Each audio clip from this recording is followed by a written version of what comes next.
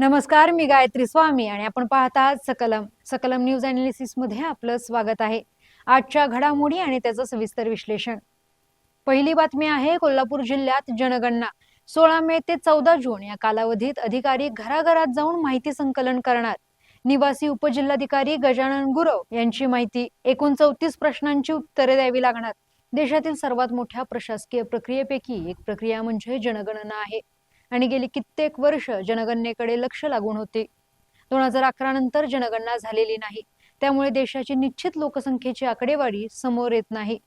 अशातच आता देशात जनगणना करण्यास सुरुवात होणार आहे। तब्बल 15 वर्षांनंतर देशात जनगणना होणार असून ही प्रक्रिया आता डिजिटल पद्धतीने पार पडणार आहे।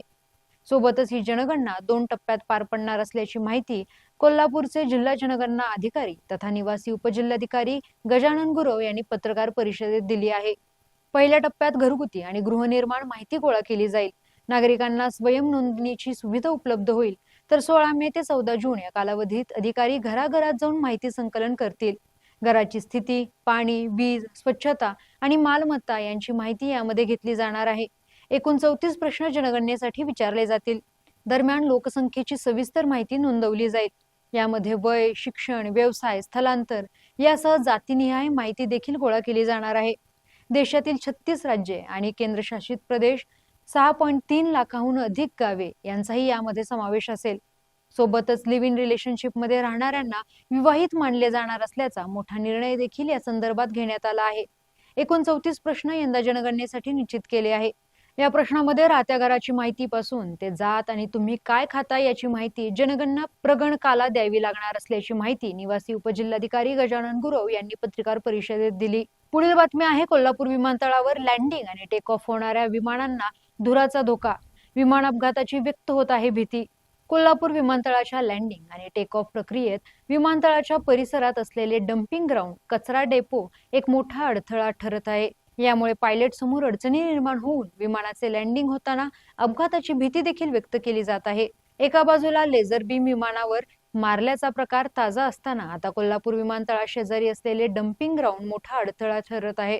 कारण या ठिकाणी पेटवलेल्या कचऱ्याच्या धुरातून वाट काढत विमान लँड करावे लागत आहे। तर वाऱ्यामुळे या कचऱ्यातील उडणारे प्लास्टिक जर विमानाच्या दिशेने गेले तर अपघात होण्याची भीती व्यक्त होत आहे। याशिवाय विमानतळ परिसरातील डम्पिंग ग्राउंडमुळे पक्षी आकर्षित होतात, ज्यामुळे विमान लँडिंग किंवा टेक ऑफ दरम्यान पक्षी आदळण्याची शक्यता असते। याशिवाय डम्पिंग ग्राउंडला लागणाऱ्या आगींमुळे निर्माण होणारा धूर विमान चालकांना कमी दृश्यमानतेची समस्या निर्माण होत आहे। गडमुडशिंगी ग्रामपंचायतीचा हा कचरा डेपो असल्याचेही सांगण्यात येत आहे। गावातील कचरा एकत्र करून हा कचरा डेपोच्या इथे पेटवला जातो। मात्र धुराचे लोट वरपर्यंत हवेत जात असल्याने साहजिकच विमान लँडिंगसाठी हे अडथळ्याचे ठरत आहे। पुढील बातमी आहे राज्य सरकारी कर्मचाऱ्यांचा संप आज दुसऱ्या दिवशी देखील सुरूच। शासकीय कार्यालयामध्ये शुकशुकाट, जनतेची कामे खोळंबली।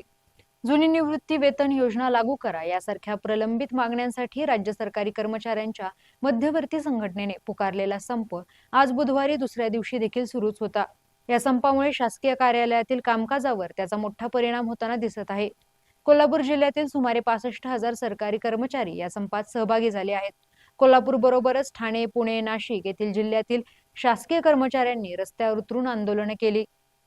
त्याचा परिणाम शासकीय कामकाजावर झाला। आरोग्य सेवेतील शासकीय कर्मचारी संपावर गेल्याने रुग्णालयांच्या कामकाजावर परिणाम झाला। त्याचा फटका रुग्णांना बसत आहे। तर सीपीआर मध्ये रुग्णांना सेवा देण्यासाठी सामाजिक बांधिलकीच्या भावनेतून व्हाईट आर्मीचे जवान काम करत आहेत। मागण्या मान्य न झाल्यास जनगणना आणि निवडणुकीच्या कामावरही बहिष्कार टाकण्याचा इशारा देण्यात आलाय। परंतु कर्मचाऱ्यांच्या संपामुळे विविध विभागातील कामांची गती मात्र मंदावली आहे। जिल्ह्याचे प्रमुख कार्यालय असलेल्या जिल्हाधिकारी कार्यालयात महत्त्वाच्या विभागातील सेवांवर परिणाम झाल्याचे दिसून आले। संपात सहभागी होणाऱ्या कर्मचाऱ्यांवर शिस्तभंगाची कारवाई करण्याचा इशारा दिला आहे, पण ही कारवाई सरकारने पहिल्या दिवशी केली नाही। राज्यातील 17 लाख शासकीय कर्मचारी या संपात सहभागी झालेत।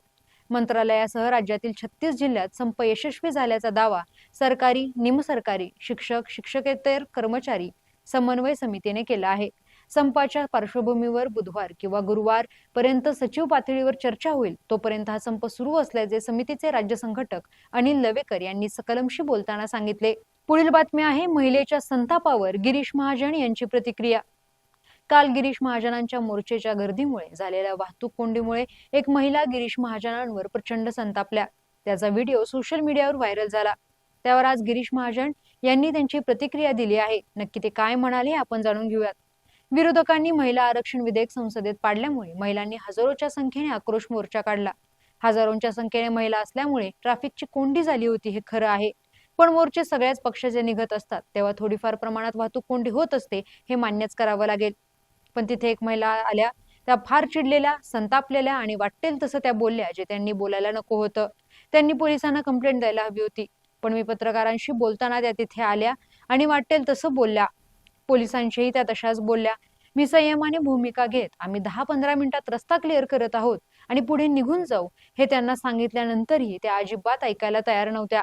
पण मी महिला पोलिसांना आणि मोर्चातील भगिनींनाही संयम राखण्यास सांगितला, पण त्या प्रचंड संतापल्या होत्या। तर या पुढून आम्ही निश्चितच खबरदारी घेऊ। पण त्या महिला नको त्या भाषेत बोलल्या, त्या दुसऱ्या भाषेतही त्यांचा संताप व्यक्त करू शकल्या असत्या, पोलिसांकडेही तक्रार देऊ शकल्या असत्या, तरी आम्ही पोलिसांची परवानगी घेऊन मोर्चा आणि मार्ग ठरवलेला।